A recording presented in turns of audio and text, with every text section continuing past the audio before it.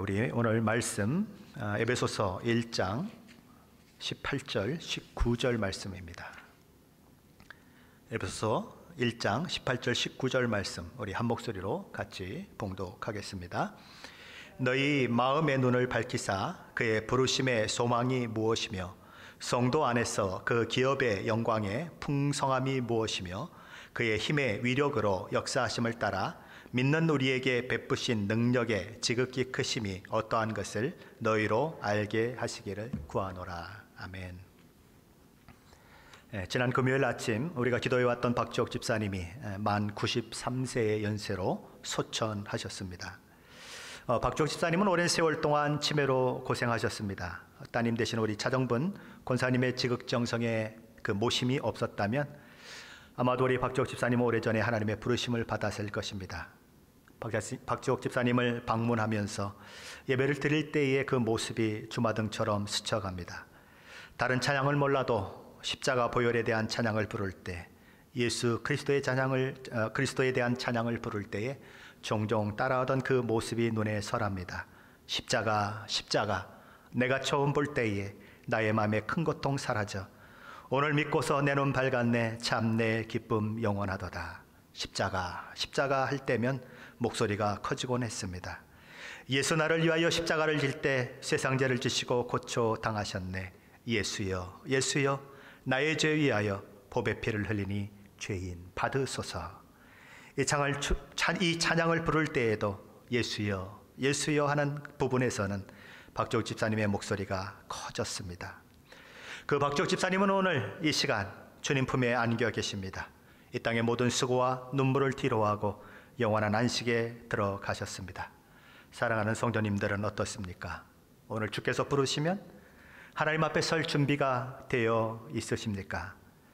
지난 금요일 아침 현재 전 세계 코로나 바이러스 확진자는 59만 6천 명이 넘어섰습니다. 사망자는 2만 7천 명이 넘어섰습니다. 우리가 살고 있는 미국의 확진자는 10만 명이 넘어섰습니다. 확진자의 수가 세계에서 가장 많은 나라가 되었고 사망자만 해도 무려 1600명이 넘어섰습니다. 다윗이 사울의 칼날을 피해서 도망하기 전에 요나단과 만나 이런 얘기를 하죠. 나와 죽음의 사이는 한 걸음뿐이니라. 저와 여러분은 그런 한 걸음뿐인 죽음의 위협 가운데 오늘도 노출되어 있습니다. 그렇다면 저와 여러분은 주님 맞을 준비가 되셨습니까? 코로나 바이러스로 인해 우리는 공동체 예배조차도 드리지 못하고 스테이홈을 하고 있습니다. 전염병도 전염병이지만 수많은 사람들이 실직으로 내몰리고 있습니다. 이 상황 속에서 저와 여러분은 무엇을 소망해야 할까요? 저와 여러분의 시선은 어디로 향해야 할까요?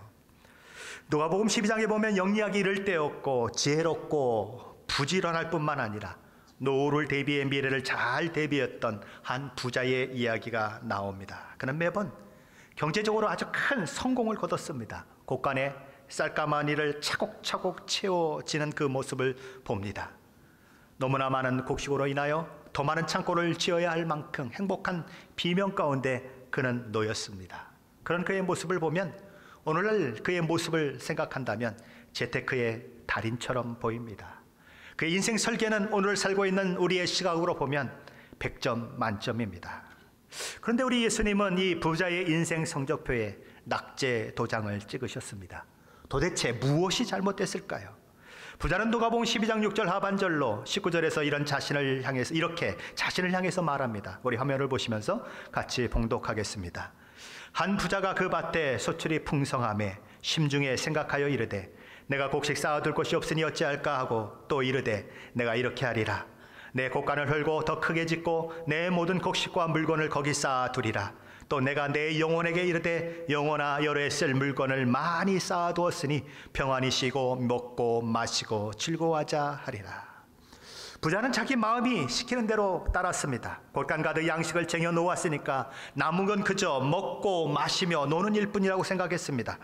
그러나 그런 그에게 우리 주님은 말씀하십니다. 어리석은 자여, 오늘 밤에 내 영혼을 도로 찾으리니 그러면 내 준비한 것이 누구의 것이 되겠느냐. 오늘날로 말하면 매번 투자하는 것마다 대박을 쳐서 가부가 된 사람이 있는 것입니다. 수백만 불이 넘어서는 그런 주택을 사고 자가용 비행기를 하나 샀습니다. 넓은 정원에 꽃들이 만발하고 푸른 잔디밭에는 골프 연습장을 차려 놓았습니다. 집안에는 실내 수영장도 만들어 놓았습니다. 그러던 어느 날, 아주 더운 날, 그는 바깥에서 골프를 연습하다가 땀이 많이 났어요. 그래서 너무 더우니까 수영을 하려고 실내 수영장으로 뛰어 들어갔습니다. 그리고 냅다 물로 다이빙을 한 것입니다. 그런데 아뿔싸 그만 심장마비가 걸려서 죽어버린 거죠.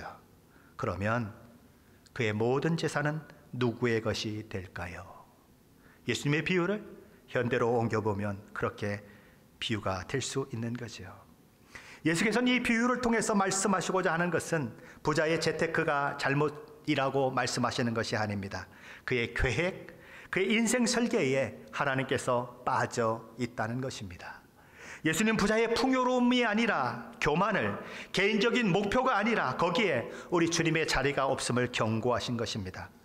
부를 축적하는 것은 두려움에 맞서기 위해서 인간이 동원하는 가장 흔한 삶의 방식 중에 하나입니다.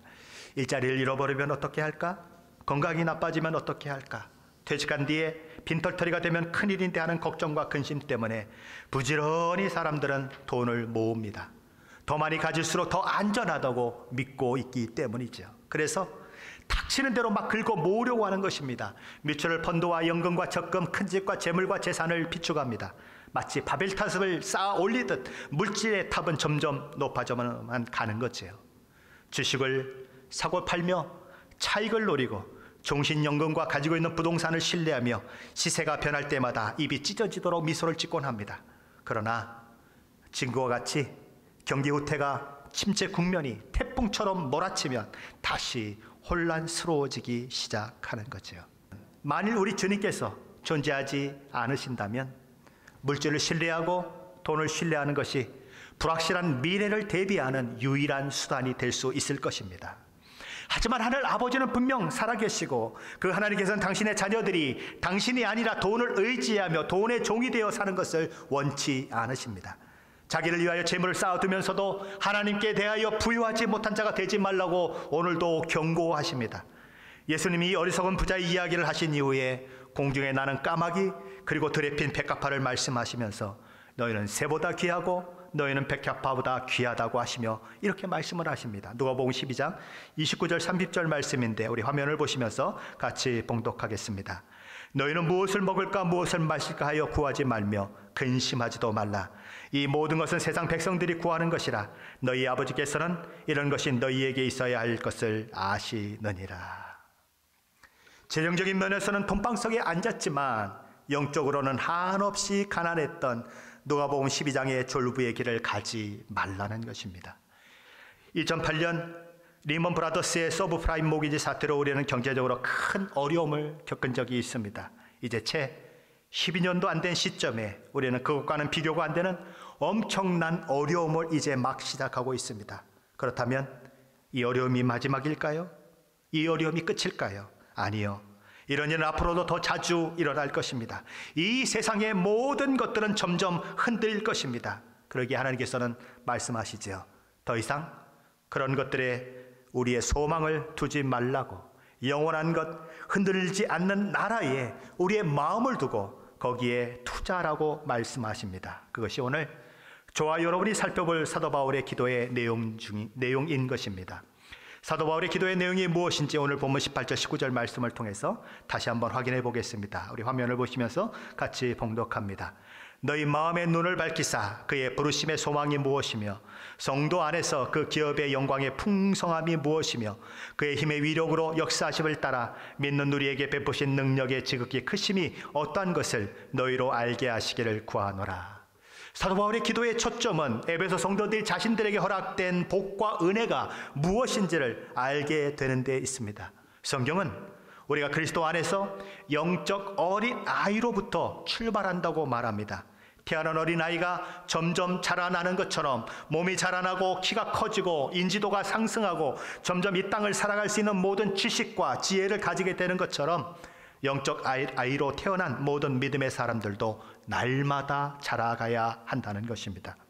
그렇다면 우리의 영적 자람의 최종 목표는 어디일까요? 에베소서 4장 15절 말씀은 이렇게 말합니다. 오직 사랑 안에서 참된 것을 하여 범사에 그에게까지 자랄지라.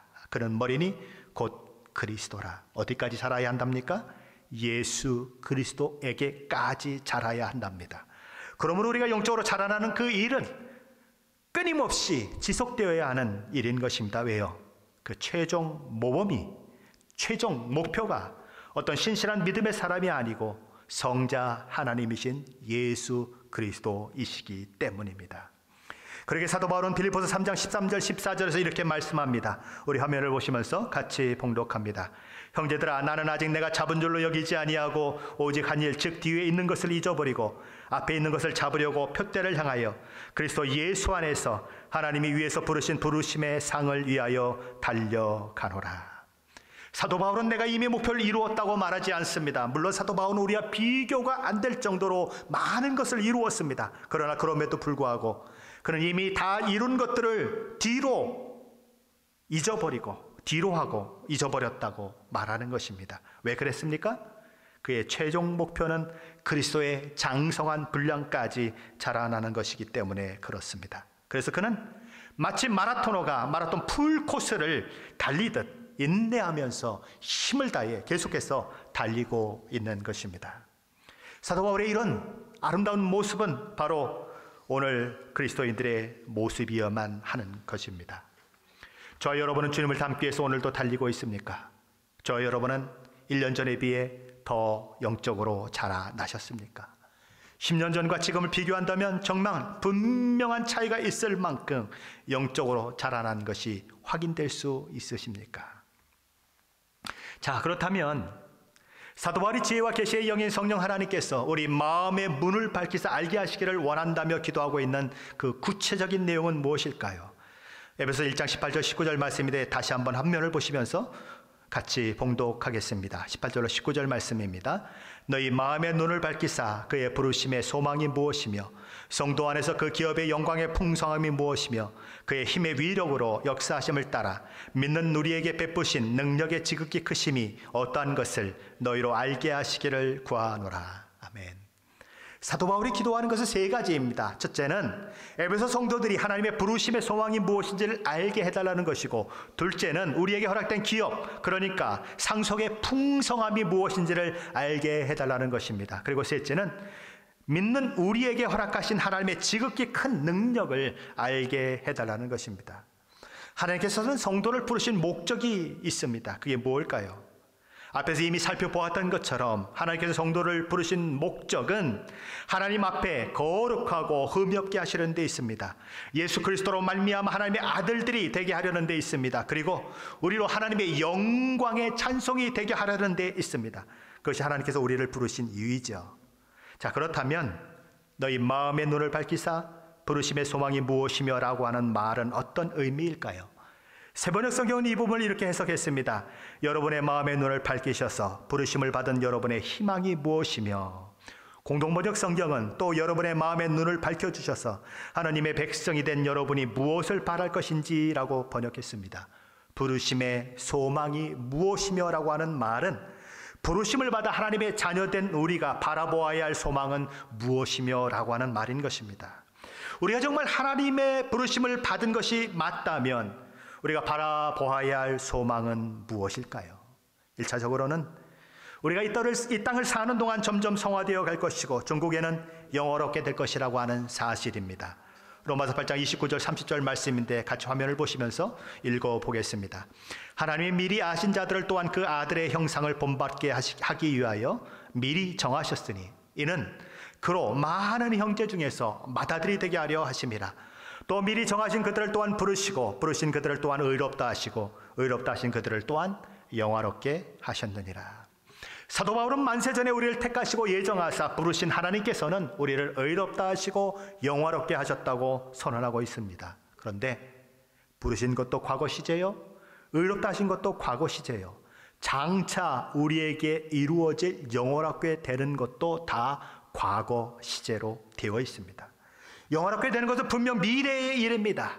우리가 이 세상을 떠난 그 이후에 일어날 일입니다. 그러나 사도 바울은 여기 로마서 8장 30절에서 이미 영화롭게 되었다고 지난 일로, 과거사의 일로 기록하고 있습니다. 왜 그렇습니까? 하나님께서 그렇게 하시겠다고 하시면 반드시 그렇게 되기 때문에 수억 년이 지나 되어질 일이라고 하더라도 이미 이루어진 것이나 다름없기 때문입니다. 고린도후서 3장 18절에서는 그 영화롭게 된다는 것이 어떤 것인지에 대해서 더 구체적으로 보여주고 있습니다. 역시 화면을 보시면서 같이 읽어보겠습니다. 우리가 다 수건을 벗은 얼굴로 거울을 보는 것 같이 주의 영광을 보매 그와 같은 형상으로 변화하여 영광에서 영광에 이르니 곧 주의 영으로 말미암음이니라. 여기 보면 그와 같은 형상으로 변화하여 영광에서 영광에 이르리라고 하는 이 말씀이 있는데, 이것은 우리는 주님과 같은 모습으로 변화하여 영광스러운 상태에서 더욱 영광스러운 상태로 옮아가고 있습니다 라고 하는 그런 의미인 것입니다. 정말 놀랍고 엄청난 말씀이 아닙니까? 우리의 결국이 어떻다는 것입니까? 우리 주님과 같은 형상으로 변화될 것이라고 선언되고 있는 거죠. 우리같이 연약하고 굳건하지 못한 자들이, 실수 많고 죄에 넘어지기 잘하고 우리가 봐도 우리가 마음에 들지 않을 때가 많은 못난 우리의 결국이 어떻게 된다는 것입니까? 우리 주님의 그 영광스러운 형상과 같이 변화될 것이라는 거죠.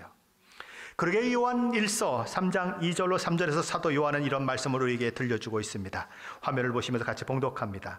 사랑하는 자들아, 우리가 지금은 하나님의 자녀라. 장래에 어떻게 될지는 아직 나타나지 아니하였으니 그가 나타나시면 우리가 그와 같을 줄을 아는 것은 그의 참모습 그대로 볼 것이기 때문이니 주를 향하여 이 소망을 가진 자마다 그의 깨끗하심과 같이 자기를 깨끗하게 하느니라.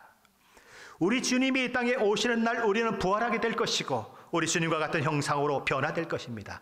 주님과 같은 형상으로 변화하여 영원히 하나님 나라에서 하나님과 함께 살게 될 것입니다.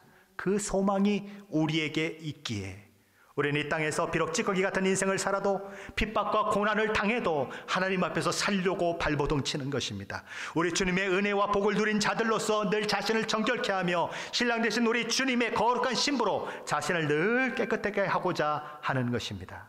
이 땅은 우리의 종국적인 삶의 터전이 아닙니다. 우리는 하나나라의 시민으로서 그곳에 살 사람들이기 때문에 이 땅은 우리에게는 외국 땅이요 나그네로 사는 땅일 뿐입니다. 그러므로 우리가 늘 기억해야 하는 것은 이 땅이 전부인 것처럼 살지 말아야 한다는 것입니다. 언제든지 떠날 것임을 기억하고 언제든 본향으로 돌아갈 것임을 기억하고 이 땅에서 하루하루의 삶을 살아야 한다는 것입니다. 우리가 바라보아야 할 또 다른 소망은 무엇일까요? 우리가 바라보아야 할 2차적인 소망은 비록 우리가 이 땅에서 사는 동안 파도가 치고 바람이 불고 배가 이리저리 막 흔들리고 때론 갈 바를 알지 못하고 난파된 것 같이 보일지라도 우리를 우리 자신보다도 더 사랑하시사 우리를 위해 성자 하나님을 십자가에 내어주시고 우리를 구원한 그 하나님, 그 보증으로 성령 하나님을 우리에게 보내주셔서 우리와 영원토록 함께 살게 하신 그 하나님께서는 모든 것을 합력하여 선을 이루게 하실 것이라고 하는 사실입니다. 우리들은 이런 소망을 종종 합니다. 아무 걱정도 없이, 아무런 근심도 없이, 아무런 염려 없이, 아무런 질병의 위협 없이, 아무런 돈의 쪼달림이 없이 무병장수하고 행복 가득한 삶을 소망합니다. 그리고 이것저것을 계획하기도 하고 그럽니다. 하지만 인생의 폭풍이 몰아치면 그 모든 우리의 소원, 우리의 계획은 물거품이 되어버리고 맙니다.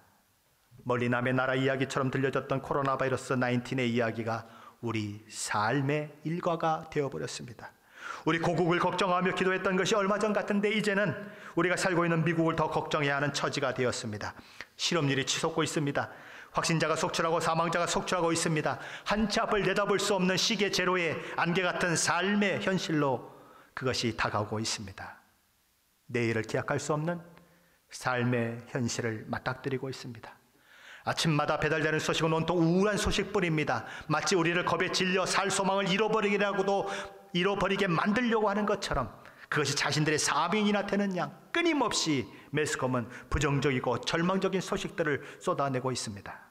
그렇다면 이 모든 상황 속에서 하나님은 일하고 계실까요? 회사가 문을 닫아 실직자가 되고 재정적인 어려움 때문에 파산 신청을 해야 하고 병들고 죽어가고 지구적 엄청난 재앙을 당하는 이런 일들을 보노라면 정말 하나님께서 일하시고 계신가 하는 의문이 생길 수도 있습니다. 그러나 그럼에도 불구하고 하나님은 여전히 그분의 섭리와 계획 가운데 이 세상 모든 역사를 주관하며 이끌어가고 계십니다. 우리가 지금 당장은 이해할 수 없다고 하더라도 그것은 진리입니다. 왜냐하면 우리는 지금 완전한 퍼즐을 못 보고 한 조각 퍼즐만 붙들고 있기 때문에 그렇습니다. 그런데 그 완전한 그림, 퍼즐이 완성되면 그 큰 그림을 보게 되면 먼 날 우리는 이렇게 고백할 것입니다. 그때 하나님께서 그 일을 통해서 우리에게 이런 일을 하셨구나 라며 우리는 감사의 고백을 드리게 될 것입니다. 예수님은 고난과 역경 가운데 처해질 제자들을 바라보시면서 요한복음 16장 20절로 22절에서 이런 말씀을 하셨습니다. 우리 화면을 보시면서 같이 봉독하겠습니다. 내가 진실로 진실로 너희에게 이르노니 너희는 곡하고 애통하겠으나 세상은 기뻐하리라. 너희는 근심하겠으나 너희 근심이 도리어 기쁨이 되리라. 여자가 해산하게 되면 그 때가 이르렀으므로 근심하나 아이를 낳으면 세상에 사람 난 기쁨으로 말미암아 그 고통을 다시 기억하지 아니하느니라. 지금은 너희가 근심하나 내가 다시 너희를 보리니 너희 마음이 기쁠 것이요 너희 기쁨을 빼앗을 자가 없으리라. 예수님은 제자들이 어려움과 고통 가운데 곡하고 애통할 것이지만 세상 사람들은 그런 제자들의 모습을 보고 오히려 기뻐할 것이라고 하셨습니다. 이로 인해 제자들은 근심에 쌓이게 될 것이고 그렇지만 종국엔 그 근심이 변하여 기쁨이 될 것이라고 하셨습니다. 그러면서 예수님은 그 일들을 여인이 아이를 낳는 해산의 고통과 아이를 낳은 후에 그 기쁨으로 서로 대조하면서 말씀을 이어가고 있습니다. 태아는 약 10개월 동안 어머니 자궁에 있으면서 어머니 태로부터 영양분과 호흡을 공급받습니다. 태아는 그 어머니 자궁에서 이 세상에 나와 살 준비를 해 나갑니다. 처음 모습을 보면 도대체 인간인지 이게 뭔지 알 수가 없는 그런 태아가 점점 뇌와 심장 등 중요한 장기가 이제 자라나기 시작합니다. 뭉툭한 손과 발이 만들어지고 눈과 코, 귀가 생겨나고 얼굴의 형태를 갖추기 시작합니다. 그리고 심장의 박동이 시작됩니다. 눈꺼풀이 눈을 덮고 손발톱이 생겨납니다. 성별이 뚜렷이 구별되고 뼈가 단단해지기 시작합니다. 점점 움직임이 많아지고 태아는 자기 손가락을 빨기도 합니다. 그리고 점차적으로 오감, 그러니까 시각, 청각, 후각, 미각, 촉각 등이 발달합니다. 태어나기 전까지 태아는 모든 것을 다 갖춰요. 그런데 한번 어머니 자궁 속을 한번 생각해 보십시오. 눈, 코, 입, 귀, 눈도 떠 있습니다. 그런데 볼 수가 없어요. 코는 다 자랐지만 코로 숨을 쉬지 못합니다. 입은 이미 다 발달됐지만 그 입으로 말하거나 어떤 음식을 먹지 못합니다. 혀, 발톱, 머리카락도 어머니 뱃속에서는 아무런 역할이 필요 없습니다. 그러나 세상에 태어나면 어떻습니까? 그 모든 것 중에 하나라도 없다면 죽거나 사랑구실 제대로 하지 못합니다. 그것처럼 어머니 자궁에서 태아가 세상에 나올 모든 준비를 갖추는 것처럼 우리도 이 땅에서의 삶을 살아가는 이 삶은 하늘나라의 삶을 준비하는 준비 기간이라는 것입니다. 만일 태아의 삶이 어머니 자궁 속에서의 삶만이라면, 그것이 그의 삶의 전부라면 태아에게 형성된 눈, 코, 입, 손, 발 다 필요 없는 것들입니다. 왜요? 거기선 그 모든 것들이 아무런 기능을 하지 못하기 때문에 그래요. 그러나 그는 세상에 태어나야 하기에 그 모든 것이 필요한 것입니다. 그래서 그 모든 것들을 갖추고 이 세상에 태어나는 거죠.